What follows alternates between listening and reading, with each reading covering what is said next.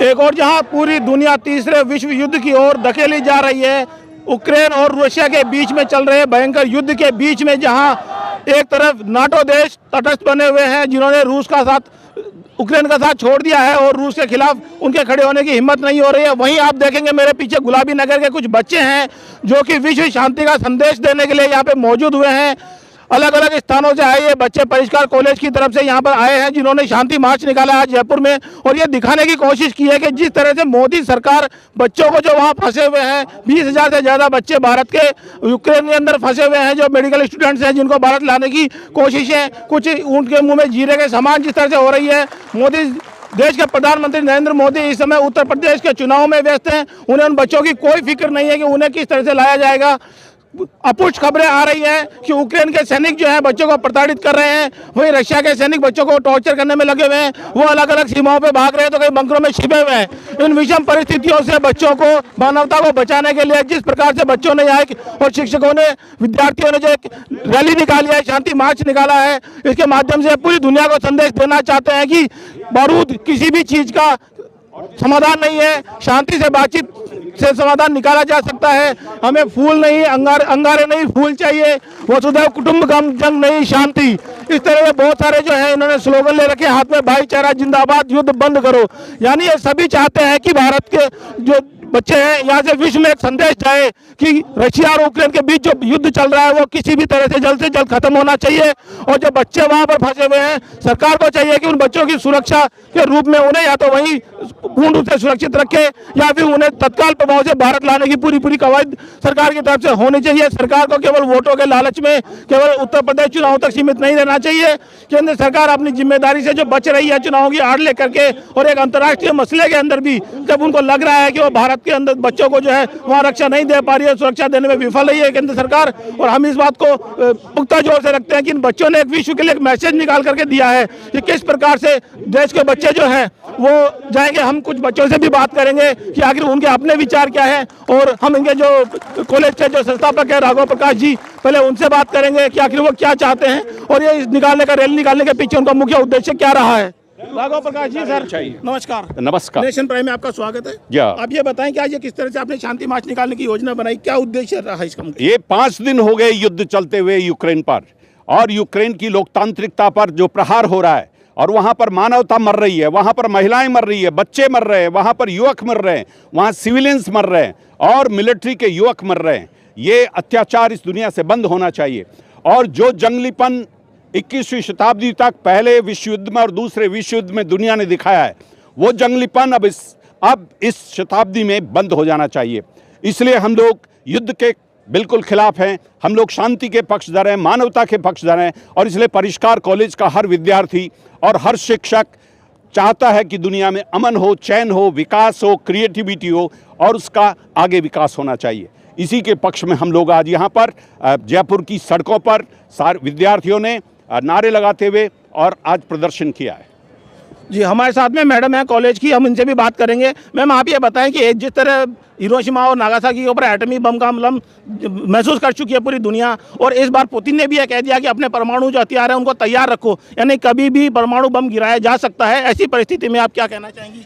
हम सब अपने टीवी के सामने बैठकर देख रहे हैं कि एक देश दूसरे देश से लड़ रहा है। असल में एक देश पूरी दुनिया को ठेंगा दिखा रहा है और ये बता रहा है कि मेरे पास परमाणु हथियार है और मैं पूरी दुनिया को तबाह कर सकता हूँ। हम इस पूरी दुनिया को तबाही से बचाना चाहते हैं। हम ये नहीं सोचते केवल ये यूक्रेन पर ही हमला है, ये पूरी मानव जाति पर हमला है और इस हमले का हम विरोध करते हैं। हम सब विद्यार्थी और शिक्षक इसका पुरजोर विरोध करते हैं।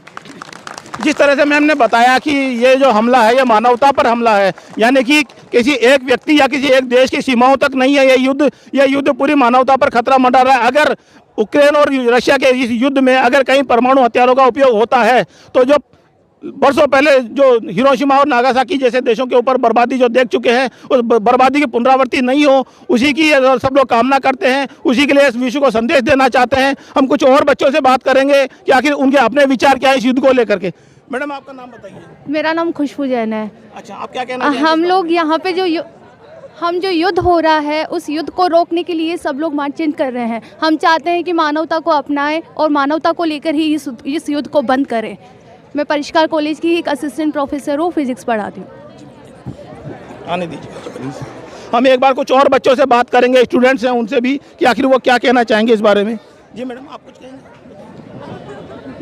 हम बोलिए बोलिए, हम बोले बेटा, आप बोल पाएंगे, आप बोलिए। मैं इस युद्ध के बारे में यही कहना चाहूँगी कि जैसे पहले हम देख चुके हैं प्रथम विश्व युद्ध और द्वितीय विश्व युद्ध, उसकी पृष्ठभूमि भी यही रही थी कि कुछ छोटे मोटे देशों के आंतरिक झगड़ों की वजह से पूरा विश्व उस युद्ध में धकेला जा चुका था और अभी भी संभावनाएं इसी प्रकार की हैं। तो इस सारी त्रासदी से बचने के लिए यही होना चाहिए कि सारी कंट्रीज़ को रशिया पे दबाव बनाना चाहिए कि ये युद्ध वो यहीं समाप्त करे, ताकि और सारी कंट्रीज़ जैसे चाइना, अमेरिका, ऐसी बड़ी कंट्रीज़ इनमें इन्वॉल्व ना हो और वापस से हिरोशिमा और नागासाकी जैसा मंजर हमें देखने को ना मिले। जिस तरह से बहुत सारे स्टूडेंट्स रशिया में फंसे हुए हैं, यूक्रेन में फंसे हुए हैं, जो आप क्या कहना चाहेंगे उन बच्चों के बारे में, उनको क्या मैसेज देना चाहेंगे? कि उनके भविष्य के लिए ये खून खराबा, ये क्रांति यहीं बंद कर दी जाए। सरकार जो है इस समय चुनाव में व्यस्त है और बच्चों की तरफ ध्यान नहीं दे पा रही है। 20,000 से ज़्यादा बच्चे फंसे हुए हैं और अभी तक मुश्किल से 500 बच्चे भी इंडिया वापस नहीं आ पाए हैं। क्या कहना चाहेंगे आप? जी सर, हम उनसे यही कहना चाहेंगे कि गवर्नमेंट को उन बच्चों के लिए भी सोचना चाहिए। जैसे कि हमारे पीएम ने कहा है कि हमारे बच्चों को कुछ नहीं होना चाहिए, उन्हें सिर्फ ये बात नहीं सोचनी चाहिए कि हमारे बच्चों को कुछ नहीं होना चाहिए, उन्हें ये सोचना चाहिए कि विश्व के किसी भी बच्चे को कुछ नहीं होना चाहिए। क्योंकि चाहे वह यूक्रेन का बच्चा हो, चाहे वह इंडिया का बच्चा हो, चाहे वह रूस का हो, बच्चे सभी के बच्चे हैं। ना विश्व में बल्कि पूरे विश्व में शांति रहे। रूस और यूक्रेन में ही शांति नहीं, पूरे विश्व के अंदर शांति स्थापित हो। यही आज का हमारा उद्देश्य है इस रैली को लेकर। जिस तरह से बच्चे कह रहे हैं कि केवल रशिया और भारत के बच्चे, यानी कि विद्यार्थियों को, बच्चों को, मानवों को किसी देश की सीमाओं में नहीं बांधा जाना चाहिए। सभी बच्चे जो चाहे वो रशिया के हो, यूक्रेन के हो, चाहे भारत के हो या किसी अन्य देशों के, सब लोगों को सुरक्षा मिले, सभी शांति और वातावरण में रहे और सुरक्षित अपने अपने स्थानों पर मौजूद हो और ये युद्ध जल्द से जल्द बंद हो। इसी की कामना लेकर के ये सब लोग यहाँ मौजूद हुए हैं और हम इसी मामले को आगे पहुंचाते हुए मोदी सरकार से ये कहना चाहेंगे कि वो अपनी जिम्मेदारी को निभाए, चुनावों की व्यस्तताएं उनको छोड़े और उन बच्चों की तरफ विशेष तौर पर ध्यान दें जो अपने किन्हीं कारणों से इस युद्ध की विभीषिका में फंसे हुए हैं। मेरे सहयोगी जितेंद्र शर्मा के साथ मैं अमन वर्मा, नेशन प्राइम इंडिया।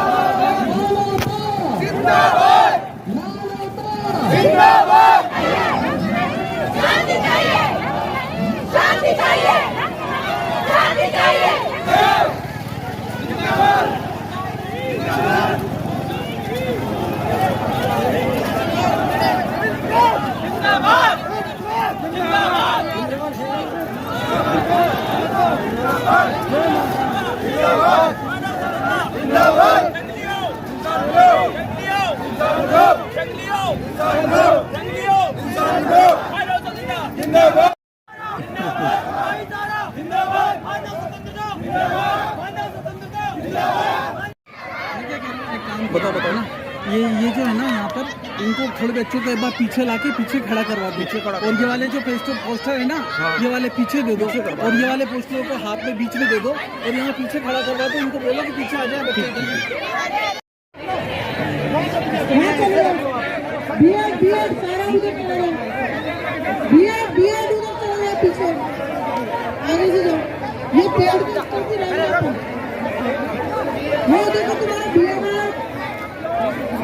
पीछे चलो भाई, जगह साफ करा।